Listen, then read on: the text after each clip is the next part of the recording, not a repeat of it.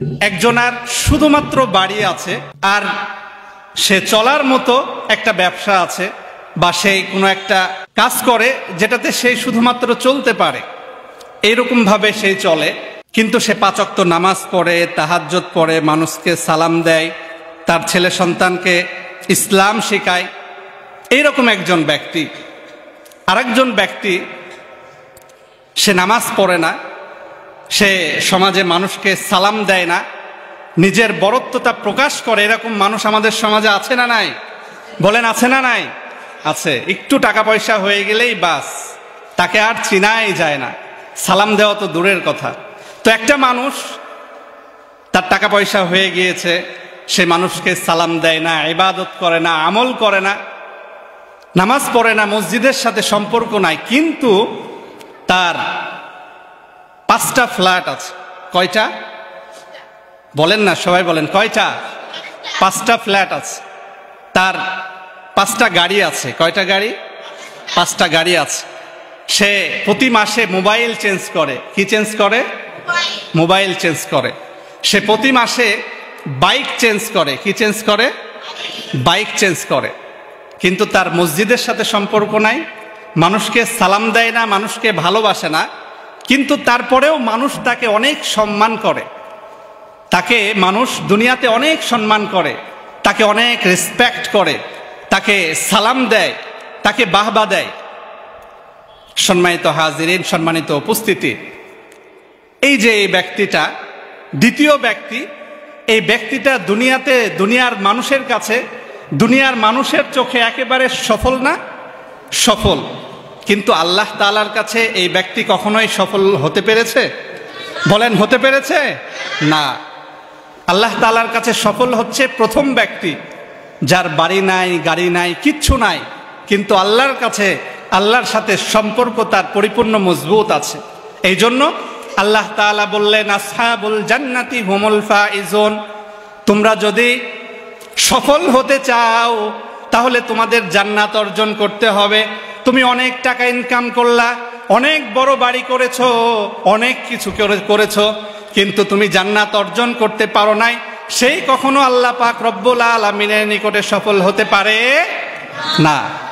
এই জন্য আল্লাহ তাআলা এটা একটা বলছে যে সফলতার মানদণ্ড হচ্ছে জান্নাত অর্জন করা। সবাই বলেন কি অর্জন করা? জান্নাত অর্জন করা। 2 নম্বর আয়াতে আল্লাহ তাআলা বলেছেন, কদ আফলাহাল মুমিনুন, যে ব্যক্তি ঈমান এনেছে, যে ব্যক্তি ঈমান আনতে পেরেছে, সেই হচ্ছে সফল ব্যক্তি। তার মানে হচ্ছে, আপনারা মেসির নাম শুনেছেন? মেসির নাম শুনেছেন নাকি শুনেন নাই? যদি শুনে থাকেন তাহলে আওয়াজ দিয়ে বলেন শুনেছেন কি শুনেন নাই? নেইমারের নাম শুনে নাই এমন কেউ আছে? বলেন আছে? না। আমাদের খেলোয়াড় সাকিব খান, ঠিক আছে, আচ্ছা সাকিব খান বাদ দেন, নেইমার, মেসি,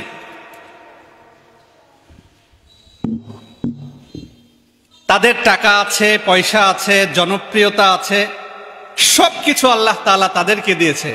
তাদের ঈমান আছে? ঈমান আছে? তারা বেধর্মী, তাদের ঈমান নেই। আল্লাহ তাআলা বলছেন, তোমার টাকা আছে, পয়সা আছে, জনপ্রিয়তা আছে, সব কিছু আছে, কিন্তু যেহেতু তোমার ঈমান নেই, তোমার গ্রহণযোগ্য আমার কাছে 0%ও নাই। বলেন নাউজুবিল্লাহ। সম্মানিত হাজিরিন, সম্মানিত উপস্থিতি, 3 নম্বর আয়াত বলেছিলাম, কদ আফলাহা মান তাযাক্কা। আল্লাহ তাআলা বলেন, তুমি অনেক ভালো কাজ করো, তুমি মাদ্রাসা করে দিয়েছো।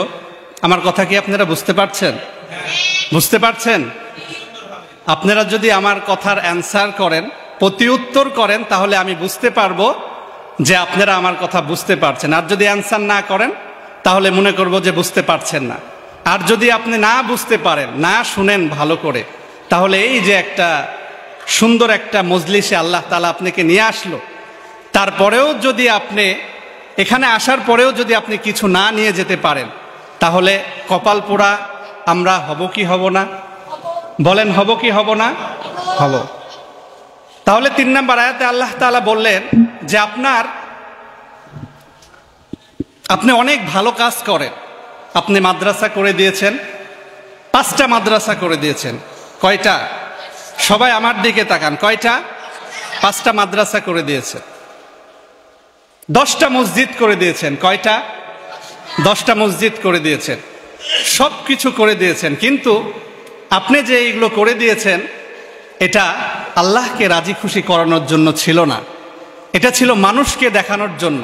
তো আল্লাহ তাআলা বলছেন কদ আফলাহা মান তাযাক্কা, অথবা কদ আফলাহা মান তাযাক্কা। তুমি দুনিয়াতে যতই ভালো কাজ করো না কেন, এটা যদি তোমার অন্তর থেকে না হয়, তোমার অন্তরকে যদি তুমি পরিশুদ্ধ না করে, অন্তরকে পরিশুদ্ধ না করে যদি তুমি ভালো কাজ করো, সেই ভালো কাজ আল্লাহ পাক রব্বুল আলামিনের দরবারে কোনো দাম, বলেন দাম আছে? নাই। এই জন্য আপনি যেই কাজটা করছেন এটা আপনার করতে হবে একজনকে রাজি খুশি করানোর জন্য। তিনি কে? আল্লাহ। আরো জোরে বলেন, তিনি কে?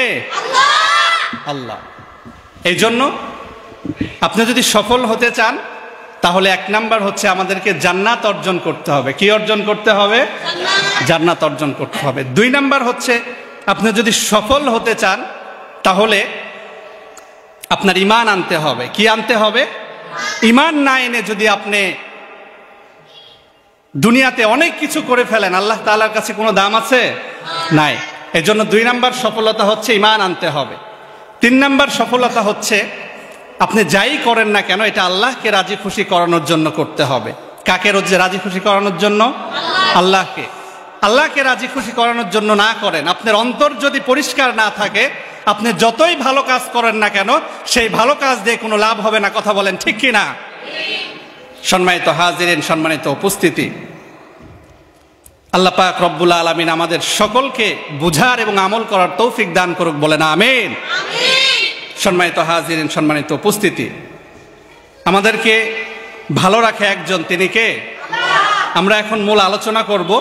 কিছুক্ষণ আলোচনা করার পরে আমাদের হুজুর এসেছে, হুজুর আলোচনা করবে। যেহেতু দেশের পরিস্থিতি খারাপ, সংক্ষিপ্ত আলোচনা করে আমি চলে যাব।